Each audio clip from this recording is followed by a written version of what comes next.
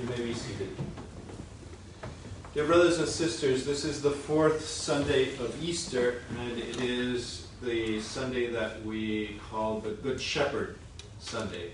Every Easter, on the fourth one, we always remember this, which I have printed in my chasuble, that Jesus is our Good Shepherd. And I think this brings many beautiful memories, maybe even for those who were cradle Catholics, even from where they were very young and sung Psalm 23. And it is such a beautiful image of Jesus being our shepherd and taking care of us and guiding us and being tender. And I really hope we can have just a moment to be able to go back to those memories, a moment to remember and recognize how Jesus has been your good shepherd. One of the important things in our heart is to feel his presence, to feel how he has guided us, even though sometimes right now we might not be feeling it that much, or maybe yes, but either way it is good to remember those moments, to just recognize how has God been my good shepherd, how has he brought this security, this sense of protection and guidance. But one interesting thing that comes with this is that he obviously reveals himself as the good shepherd, but he also reveals who we are.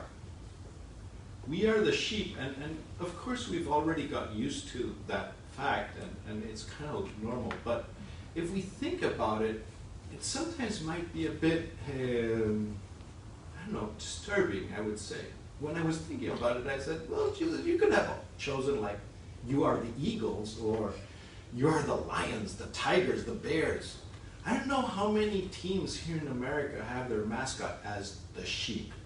They probably would get slaughtered. And it's funny that Jesus says, well, you guys are the sheep. And I think that is something for us to think. He could have said, I'm the eagle master, and you're all eagles, and we're like all the best. So, what do we learn out of this? We are the sheep.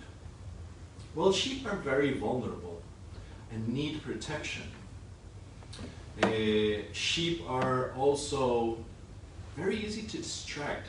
And even though they're very faithful, and as Jesus reveals in today's gospel, we see sheep themselves, they tend to follow their shepherd, and they recognize their voice. And they have this sense of fidelity, a relationship with their shepherd, which is a very beautiful one. We could say sheep are obedient, yet at the same time it's very interesting that sheep are easily distracted.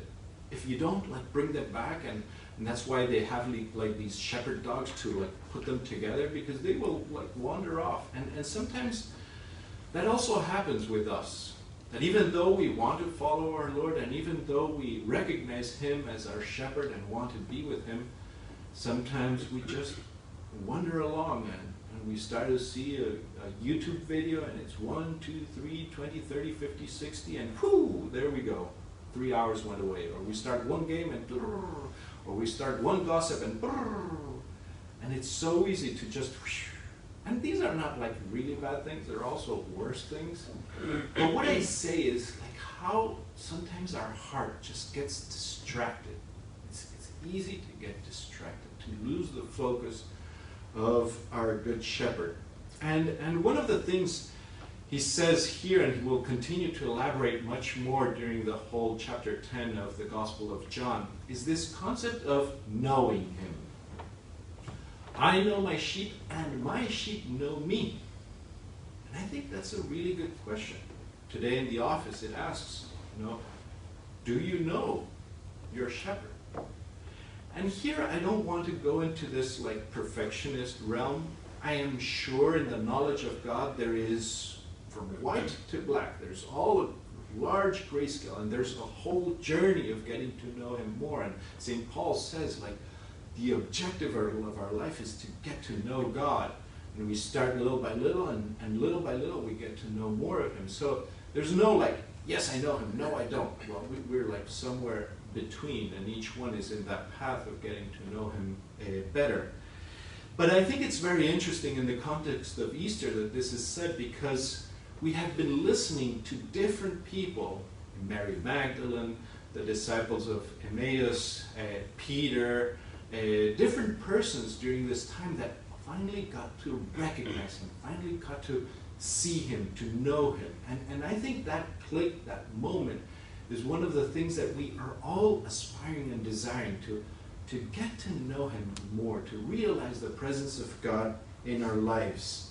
And I think one of the important keys that this image of the Good Shepherd and the sheep can give us in our path to know the Lord more, to know him more deeply, is what John Henry Newman, who we have over there, has taught us so many times, and I've insisted to you till you get bored about it, which is heart speaks to heart. And in this season that we are with social distancing, I'm sure you have had the experience that someone calls you, maybe your dad or your grandparents or someone that you are familiar or close to, and you just listen to their voice and immediately you recognize them. You don't even have to read the ID. You know the person because you recognize their voice. How did that happen? That happened because you have had a relationship, you have had intimacy, you have had closeness with this person. Jesus says, my sheep recognize my voice. And we have to understand, in the world of voices, we have a lot of voices that are hitting our heart. There are voices that are saying, go and get drunk. There are voices who are saying, go and cheat, go and lie. There are voices who are saying, be greedy, demand your rights, go and fight, get angry. Yet there are other voices, the voices of the Lord, the voices of our Good Shepherd, who are saying the contrary. And sometimes, instead of what Jesus says in the gospel today, instead of running away from those voices, from strangers, and I have to say this with a lot of concern and sadness, these strangers have become familiar. And we have been used to listen to their voice and to follow them even. And that's how vices grow in our hearts. We become a drunk, we become a liar, we become a cheater, we become angry. And we start to become, that is our familiar voice. It is not anymore a stranger. That becomes our new shepherd. So, to learn to distinguish this voice is so important, what St. Ignatius teaches us, and many, many more, which is to be able to discern this, to be able to find out which is the voice of the Lord. There's some that are very easy, like get drunk, don't get drunk. Well, that's kind of obvious. But there's others that are not that easy to recognize which one comes from. Should I get this job or should I get that job? Well, today that would be a luxury that would be kind of strange. But let's consider that situation. Well, I don't know, they're both good. Where is the Lord calling me? And that requires a bit more, like going to our heart and recognizing in that relationship with God, which one is the voice of God.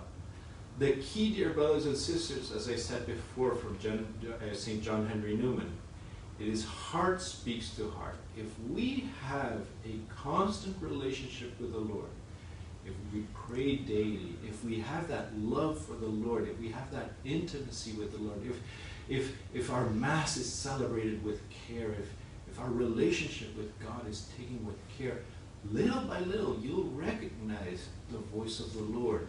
That doesn't come like, oh, you have to do this and that. He usually comes quite gentle, quite discreet. Therefore, it requires in us to be able to fine-tune our heart to recognize his voice and be his sheep. I hope and I pray for all of you that this Sunday, the Sunday of the Good Shepherd, you might have a moment to be able to do silence. Maybe during this Mass, maybe during this week, and just be able to listen to that sweet voice of the Lord.